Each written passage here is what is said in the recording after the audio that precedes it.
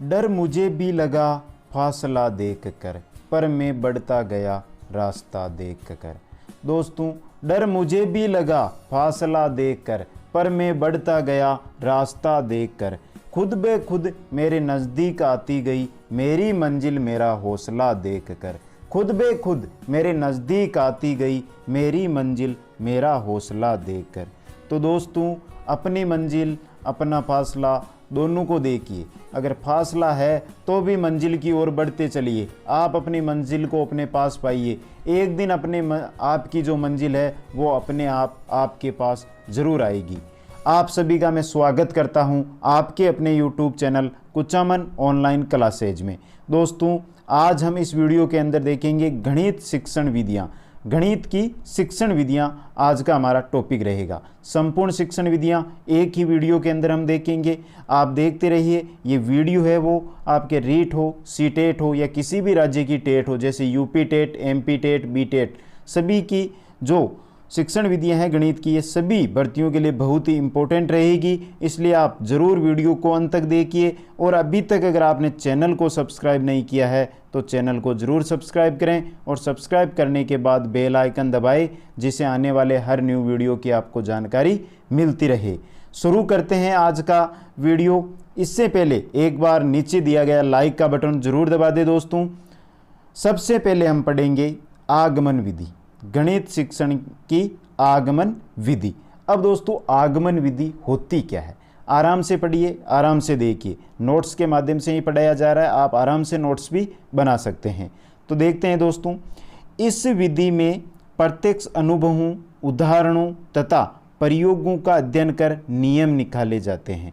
आगमन विधि, आगमन विधि दोस्तों, आगमन विधि के नाम से स्पष्ट है कि उदाहरण से ये किस ओर चलती है? उदाहरण से नियम की ओर चलती है।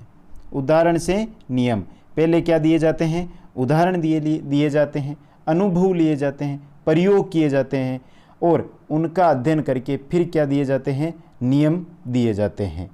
तथा ज्ञात तथ्यों के आधार पर उचित सूझबूझ से निर्णय लिया जाता है। ज्ञात तथ्यों के आधार पर उचित सूझबूझ से निर्णय लिया जाता है। इसमें शिक्षक छात्रों को अध्ययन क्या करता है?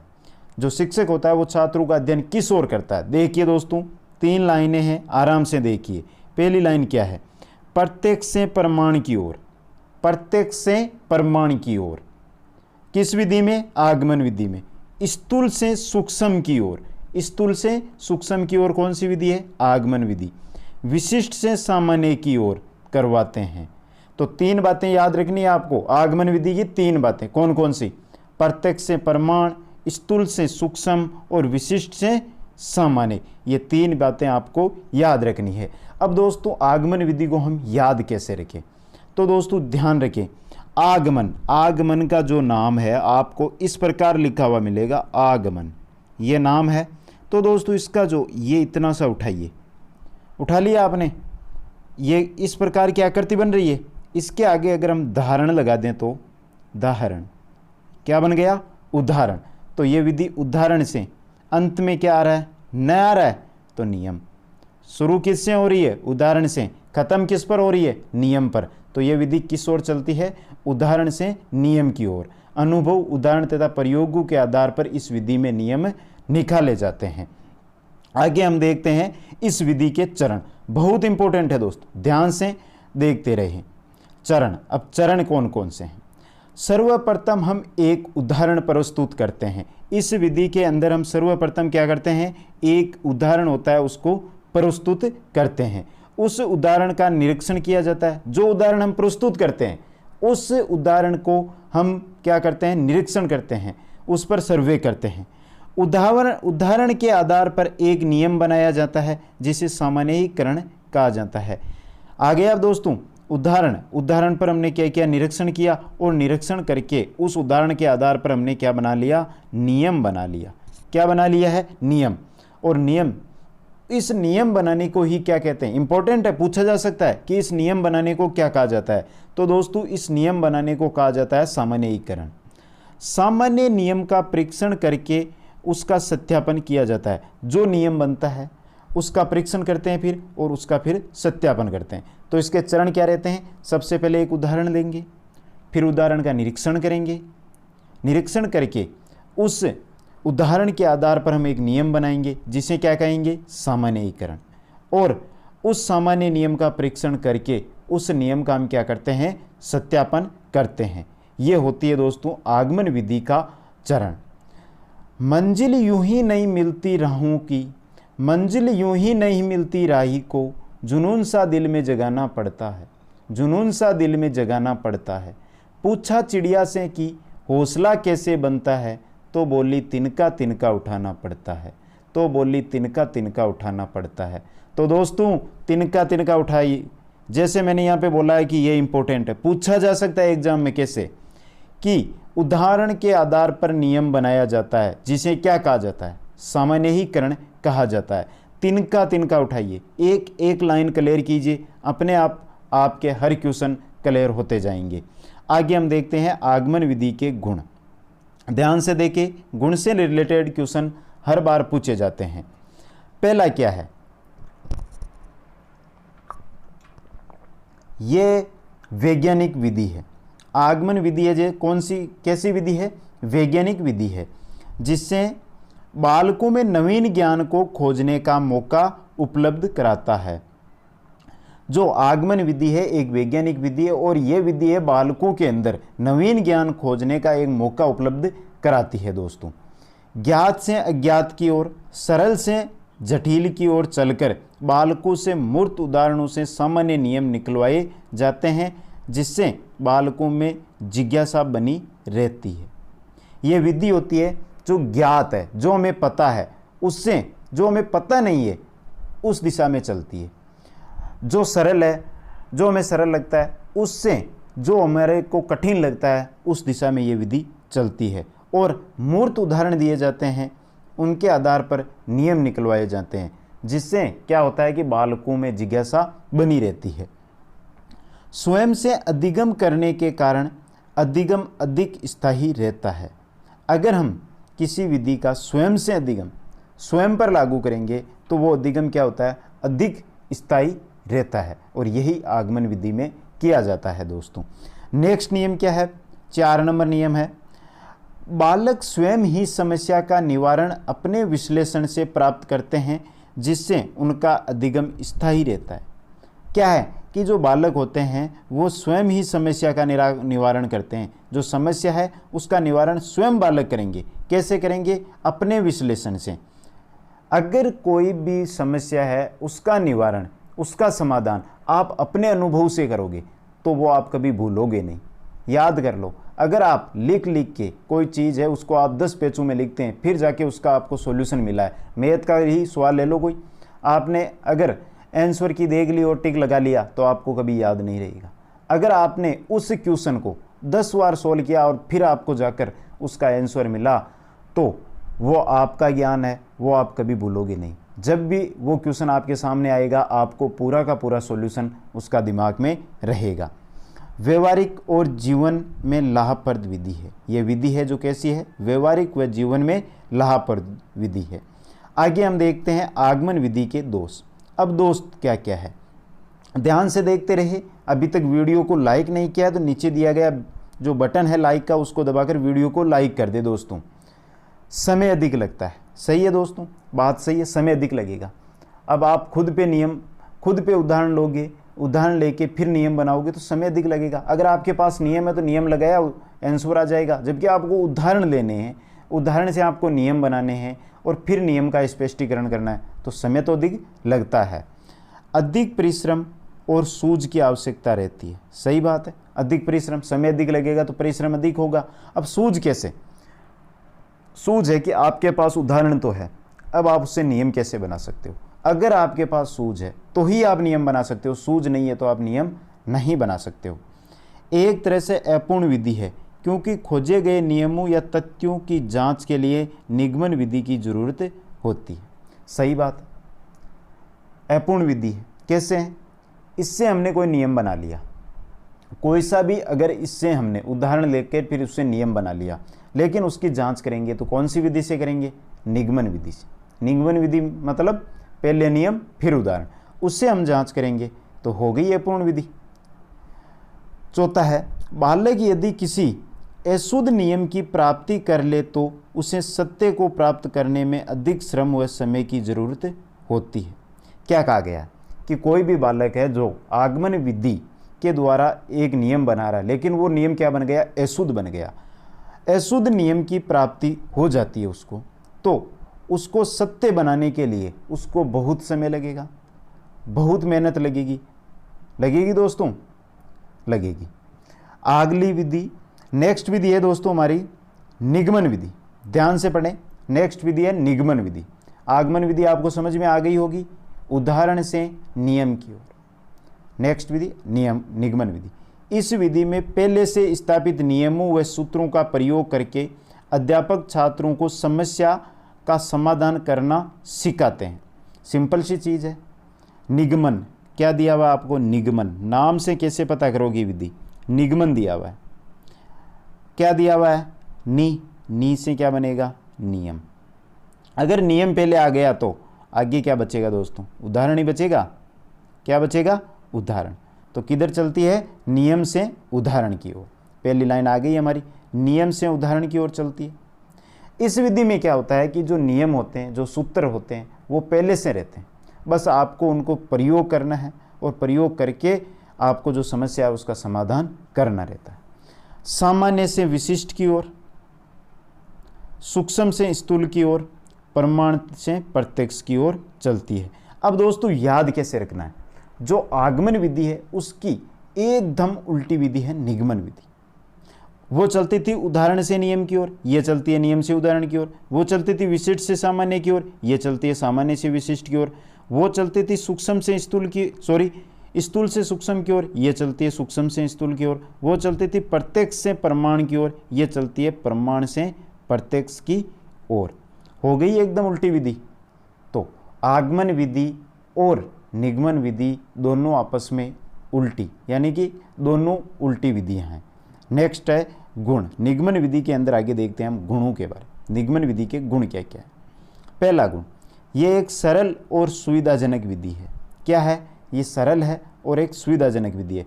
क्योंकि दोस्तों आपको, चलो मैथ की बात कर लें, आपको त्रिभुज का सूत्र याद करना है। अब आपको सूत्र पता है, आपको क्वेश्चन दिया हुआ आ जाएगा, सूत्र आपको पता है, आपको तो जो मान दिए हुए हैं वो सूत्र में ही रखने हैं और तुरंत आ जाएगा। अब अगर इसी प्रकार हम देख ले आगमन विधि पर, आगमन विधि पर आपको क्वेश्चन दे दिया, लेकिन पहले उसको आपको एग्जाम्पल, उसको उदाहरण देना पड़ेगा, फिर उससे नियम बनेगा और फिर आंसर आएगा। इसमें क्या है, आपको नियम तो पता है, सूत्र पता है, सूत्र में मान रखना और उत्तर आ जाएगा। तो क्या है, सरल और सुविधाजनक विधि है। स्मरण शक्ति के विकास में सहायक है। सही है दोस्तों, स्मरण शक्ति का विकास कैसे होगा। अब एक क्वेश्चन है आपके सामने, आपको सूत्र दिया हुआ है, ये सूत्र है, इसमें आपने मान रखा और आपने आंसर निकाल लिया। दूसरा क्वेश्चन आया, आपने मान रखा और आंसर निकाल लिया, आपको सूत्र याद हो गया, तो आप कभी भी उस प्रकार का सवाल है वो करना नहीं छोड़ोगे, जरूर कर दोगे। तो स्मरण शक्ति के विकास में सहायक है। संक्षिप्त और व्यवहारिक विधि है। सही है दोस्तों, संक्षिप्त है, लंबी नहीं चलती। नियम आपको पता है, नियम में मान रखा और आंसर आ गया, 3 स्टेप है, सिंपल विधि है, संक्षिप्त विधि है और व्यवहारिक विधि है। दोस्तों बालक तेजी से सीखता है, सही बात है। अब एक बात आपसे भी देखो, यहाँ पे मैं अभी आपको यहाँ पे शॉर्ट नोट्स के माध्यम से बता रहा हूँ, जबकि यहाँ पे मैं ले लेता फुल डिटेल के साथ नोट्स ले लेता और फिर मैं एक एक लाइन आपको पढ़ कर बताता, तो आप कभी इस वीडियो को नहीं देखते, क्योंकि वो आपको बुक्स में मिल जाते, बहुत जगह वो चीज़ें मिल जाती और बहुत लेंथी चीज़ें थी जिनकी वजह से आप उनको पढ़ना पसंद नहीं करोगे।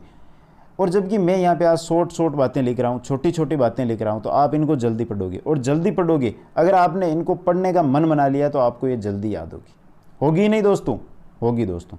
आगे हम देखते हैं निगमन विधि के दोष। क्या क्या दोष। रटने की शक्ति पर बल देती है। सही बात है, पहली ही बात सही बात है, लेकिन आप सभी को बोल रहा हूँ रटना छोड़ दीजिए। सफल होना है तो रटना छोड़ दीजिए। रटने वाले कभी बड़े पद पर जाकर नहीं बैठते हैं। हाँ, छोटी सी जो प्राप्त कर लेंगे, लेकिन कभी बड़ा पद आप प्राप्त करना चाहते हैं तो रटना छोड़ दीजिए। रटने की शक्ति पर बल देती है। अब नियम है, नियम आपको क्या करना पड़ेगा, रटना ही पड़ेगा। नियम रट लिया आपने तो सूत्र आपने रट लिया, तो एक जो भी क्वेश्चन दिखेगा जस्ट उस सूत्र में मान रखा और उत्तर निकाल देंगे। तो क्या करोगे, नियम रटते हो, मैथ के नियम रटने नहीं हो आप, सभी रटते हो दोस्तों। नेक्स्ट है, निजी विश्लेषण क्षमता का प्रयोग न करने के कारण मानसिक विकास और कल्पना शक्ति का विकास बाधित होता है। सही बात, इसके अंदर हम अपने मानसिक विकास, हम अपना जो निजी विश्लेषण है वो बिल्कुल काम में नहीं लेते हैं। आपके सामने बुक है, उसके अंदर नियम लिखा हुआ है कि चतुर्भुज का क्षेत्रफल कैसे ज्ञात करें। अब आपको नीचे सूत्र लिखा हुआ है, अब वो आपने सूत्र रट लिया, तो उसमें आपने अपना दिमाग कहाँ लगाया 1% आपने अपना दिमाग नहीं लगाया। आपने दिमाग लगाया कि सूत्र क्या है, बस इसको याद कर लो, इतना ही दिमाग लगाया और प्रश्न देखा, लंबाई चौड़ाई दिखाई दी, रखा मान और उत्तर निकाल लिया। नेक्स्ट है, रटा हुआ ज्ञान स्थायी न रह पाता। ये आपको भी पता है, अगर रटने वाले भी अपने ज्ञान को स्थायी रख पाते तो जो दिमाग से पढ़ते हैं वो कभी IAS IPS मास्टर नहीं बन पाते दोस्तों। रटने वाले कभी बड़े पद पर नहीं पहुंच पाते हैं, कभी मास्टर नहीं बन पाते हैं। इसलिए बोल रहा हूँ, रटना छोड़ो, पढ़ाई है वो मन से करो, लिख लिख कर करो। एक बात को 5 बार लिखो, अपने आप याद हो जाएगी, वो देख लेना, और ज़िंदगी भर याद रहेगी वो। छोटी कक्षाओं के लिए सर्वथा अनुपयुक्त विधि है। सही बात है, छोटी कक्षाओं के लिए अनुपयुक्त विधि है दोस्तों ये। नेक्स्ट देखते हैं, आगमन और निगमन विधियां हो गई है, आगे है हमारी विश्लेषण विधि। ध्यान से देखिए, विश्लेषण विधि किसी विधान या व्यवस्था क्रम की सूक्ष्मता से परीक्षण करने की तथा उसके मूल तत्वों को खोजने की क्रिया को विश्लेषण नाम दिया जाता है। क्या दिया जाता है, क्या होता है विश्लेषण, होता क्या है बताइए, नहीं पता तो बताते हैं। किसी विधान या व्यवस्था क्रम की सूक्ष्मता से परीक्षण करने की, कोई सी भी चीज़ ले लो आप, कोई सा भी छोटा सा एक आप उदाहरण ले लो, कोई सा भी नियम ले लो, उसका क्या करते हैं हम, सूक्ष्मता से उसके अंदर घुस के उसका परीक्षण करते हैं और उसके जो मूल तत्व हैं उसके अंदर क्या क्या डाला हुआ है उन सभी को खोजने की क्रिया को विश्लेषण नाम दिया गया है। आगे है दोस्तों, ये विधि अज्ञात से ज्ञात की ओर चलती है। किधर से, कोई चीज़ जो हमें अज्ञात है, हमें पता नहीं है, उससे जो हमें पता है उसकी ओर चलती है। कौन सी विधि, विश्लेषण विधि। आगे क्या लिखा हुआ है, इसका प्रयोग रेखा गणित में प्रमेय, निर्मेय आदि को सिद्ध करने में प्रयुक्त होता है। जो विश्लेषण विधि होती है इसका गणित में कहाँ प्रयोग होता है, जो प्रमेय होती है हमारी उनको सिद्ध करने में होता है। जैसे हम देख सकते हैं, जो हमारी पाइथागोरस प्रमेय है, पाइथागोरस प्रमेय का प्रयोग क्या होती है, पाइथागोरस प्रमेय, पाइथागोरस प्रमेय होती है दोस्तों कर्ण का स्क्वायर बराबर आधार का स्क्वायर प्लस लंब का स्क्वायर।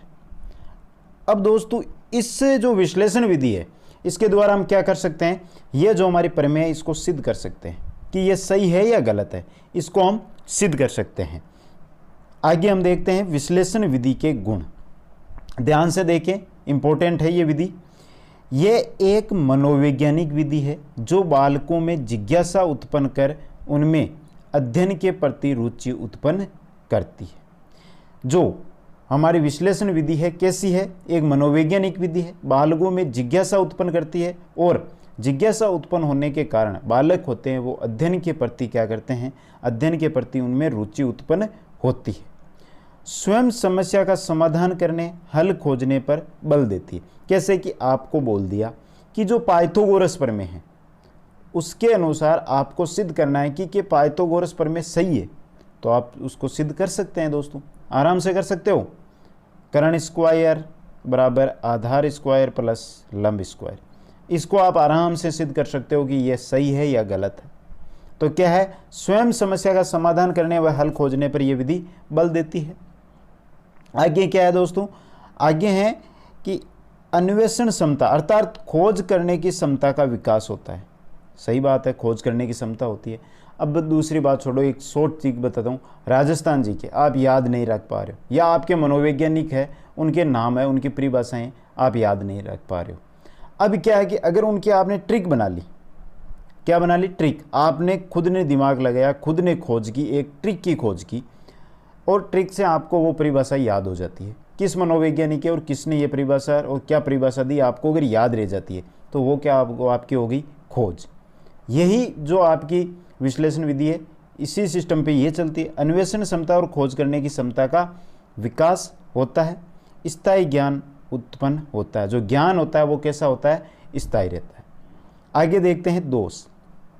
विश्लेषण विधि के दोष क्या क्या हैं। अधिक समय लेने वाली विधि है, सही है बात दोस्तों। इस विधि में समय अधिक लगता है, समय खर्च अधिक होता है। कुशल अध्यापन की जरूरत होती है, कुशल अध्यापक चाहिए दोस्तों, क्योंकि कोई भी चीज़ हो उसको हम स्वयं नहीं कर सकते। अगर हमें अध्यापक की सहायता मिल जाती है तो कर सकते हैं, और अध्यापक भी कैसा हो, कुशल हो। अगर अध्यापक कुशल नहीं है तो वो काम कभी सफल नहीं हो सकता है। अधिक तर्क शक्ति, सूझ शक्ति की जरूरत होती है, सही बात है। खुद काम कर रहे हो, खुद कुछ कर रहे हो तो क्या चाहिए, सूझ अधिक चाहिए। सूझ शक्ति क्या चाहिए, अधिक चाहिए। तर्क शक्ति अधिक चाहिए। छोटी कक्षाओं के बालकों के लिए अनुपयोगी मानी जाती है, और सीधी सी बात है कि छोटी कक्षाओं के बालक इस विधि का प्रयोग नहीं कर पाते। आगे देखते हैं 4 नंबर, संश्लेषण विधि। अब संश्लेषण विधि क्या है। संश्लेषण का अर्थ होता है अनेक को एक करना। अनेक यानी कि मान लो कि 10 चीज़ है, उनको एक बनाना, वो होती है संश्लेषण। अर्थात इस विधि में कई विधियों का उपयोग करके समस्या का समाधान करने पर बल दिया जाता है। अनेक विधियाँ, आगमन ले ली, निगमन ले ली, विश्लेषण ले ली, और भी जो विधियाँ हैं हमारी, उन विधियों को मिला के क्या करते हैं, संश्लेषण विधि में समस्या का समाधान निकाला जाता है। हिंदी पढ़ाने में पहला वर्णमाला सिखाकर तब शब्दों का ज्ञान कराया जाता है, तत्पश्चात शब्दों से वाक्य बनवाए जाते हैं। सही है दोस्तों। अब आपको हिंदी पढ़ा रहा है कोई, आपको चलो छोड़ो, आपको कोई पहाड़ी सिखा रहा है कि 2 का पहाड़ा बोल, 4 का पहाड़ा बोल, 5 का पहाड़ा, या गुणा सिखा रहा है। आपको बोला जा रहा है 42 को 4 से गुणा कर। अब जब तक आपको ये नहीं पता है कि नीचे लिखा हुआ क्या है, तो आप कैसे कर सकते हो। आपको पहले बताई जाएंगी कि ये 1 है, ये 2 है, ये 3 है, ये 4 है, ये 5 है, ये बताएंगे।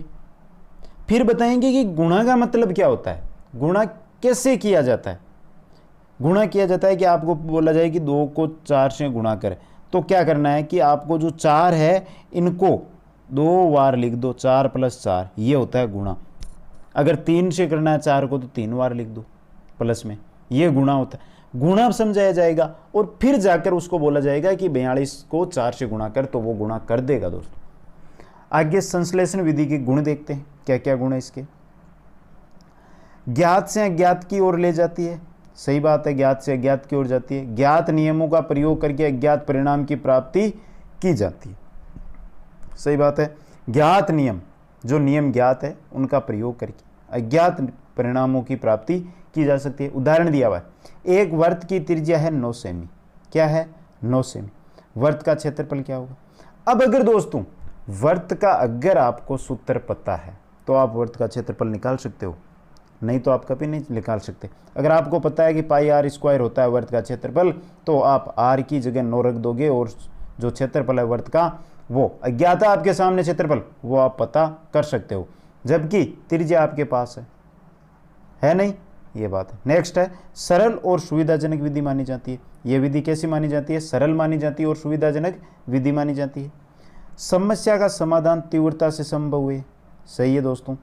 सरल कैसे होगी, ये सूत्र है, सूत्र में मान रखा, और सुविधाजनक कैसे होगी, आपके सामने दोनों। समस्या का समाधान तीव्रता से, सूत्र के अंदर आपने मान रखा और आपका रिजल्ट आ गया, है नहीं तीव्र।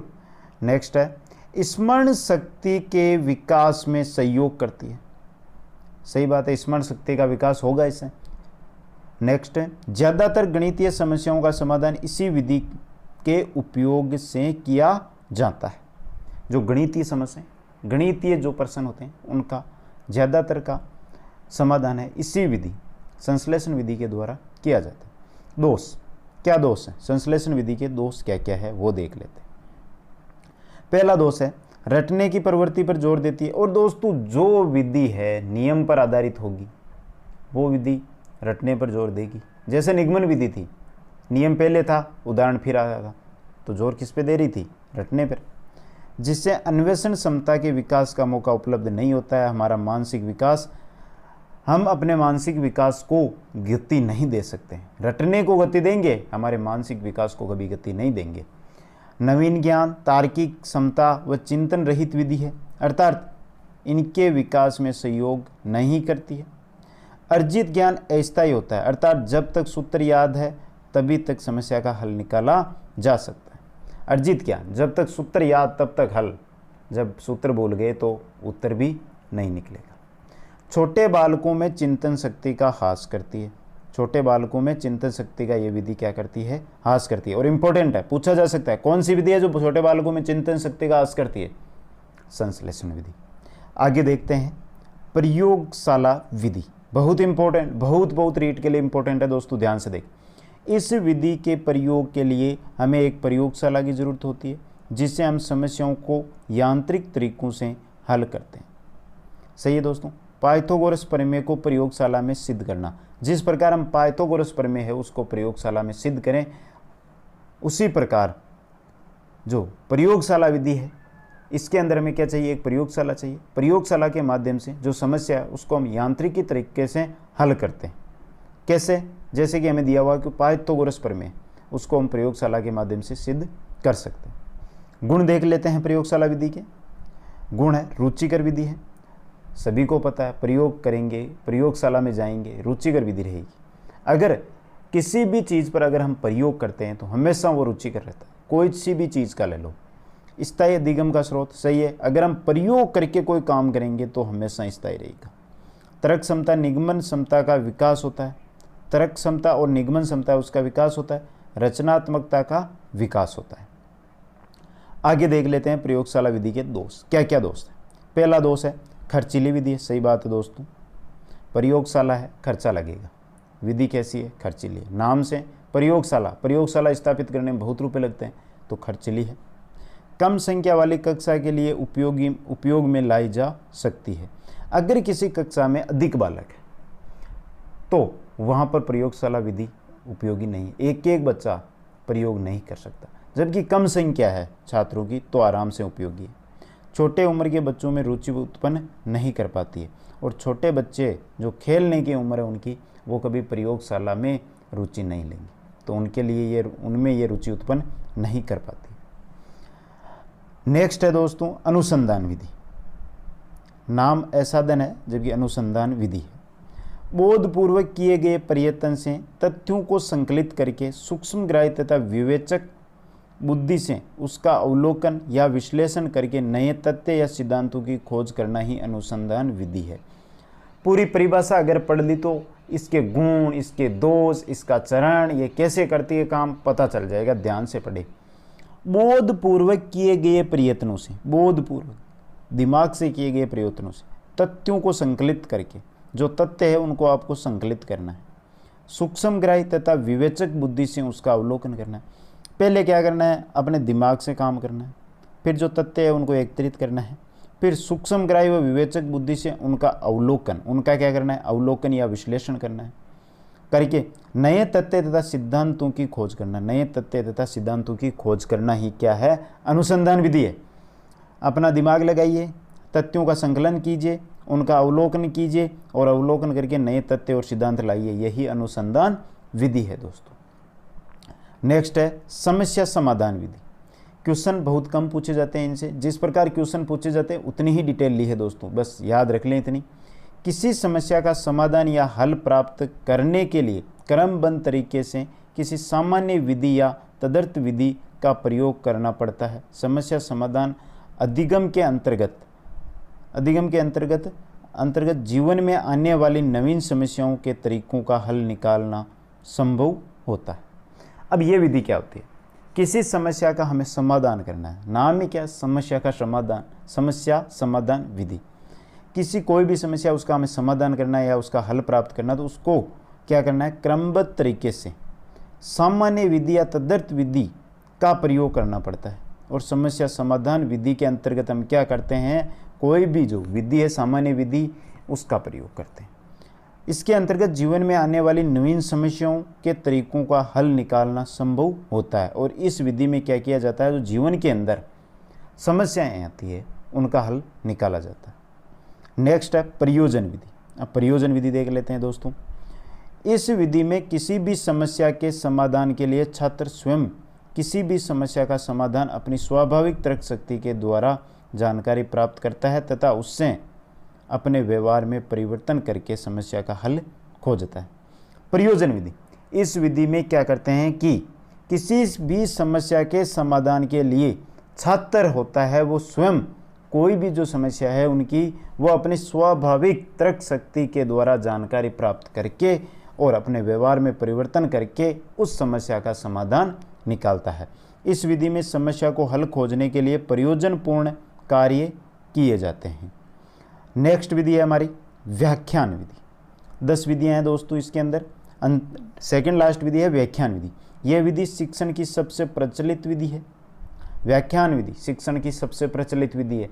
पढ़ ही रहे हैं तो बता ही दें दोस्तों क्या कर रहा हूँ। अब यहाँ पे आ गई व्याख्यान विधि। अब मैं इसके बारे में बोल रहा हूँ, ये क्या है, एक व्याख्या है। इसके बारे में मैं आपको बता रहा हूँ कि ये क्या होती है।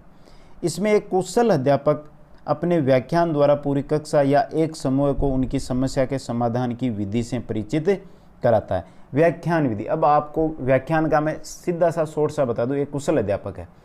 अब किसी ने पूछ लिया सर त्रिभुज क्या होता है, तो कुशल अध्यापक क्या करेगा? कुशल अध्यापक बोर्ड पे चित्र बनाएगा, फिर बताएगा कि तीन रेखाओं से घिरी हुई बंद आकृति को त्रिभुज कहते हैं। फिर उसके बारे में और बताएगा कि ये 3 रेखाएं हैं, ये तीनों रेखाएं आपस में क्या होती है, तीनों रेखाएं आपस में बंद होती है, घिरी हुई रहती है, और जो ये घिरी हुई आकृति बनती है इसको त्रिभुज कहते हैं। नेक्स्ट है विचार विमर्श विधि, और अंतिम विधि है हमारी मैथ शिक्षण विधियों में। इस विधि में बालक व अध्यापक अपने तर्कों द्वारा अपनी समस्याओं को एक दूसरे के अनुभव व ज्ञान के आधार पर सुलझाने का प्रयास करते हैं। विचार विमर्श, अब आप अनुमान लगाइए कि आप रूम लेकर रहते हैं, आप 2 जने रहते हैं, रूम में 2 जने हो। अब आपकी समस्या आ गई तो आप अपने दोस्त से पूछोगे कि यार मेरी ये प्रॉब्लम है, बताना है इसका क्या हो सकता है, तो वो आपको बताएगा कि इसका ये हो सकता है। उसके समस्या आ गई तो वो आपसे पूछेगा तो आप उसको सॉल्यूशन देगो। यही विचार विमर्श होती है। इसमें बालक व अध्यापक अपने तर्कों द्वारा अपनी समस्याओं को एक दूसरे के अनुभव व ज्ञान के आधार पर सुलझाने का प्रयास करते हैं। तो दोस्तों ये है हमारे गणित शिक्षण विधियाँ। कैसी लगी आपको? नीचे दिए गए कमेंट बॉक्स में कमेंट करके ज़रूर बताएं और अपने दोस्तों को ज़रूर शेयर करें। रीट हो, सीटेट हो, UP TET, MP TET, B TET, कोई सी भी राज्य की जो टेट भर्ती है उन सभी के लिए बहुत ही इंपॉर्टेंट विधियां हैं हिंदी शिक्षण विधियों, मैथ शिक्षण विधियां। धन्यवाद। जय हिंद, जय भारत।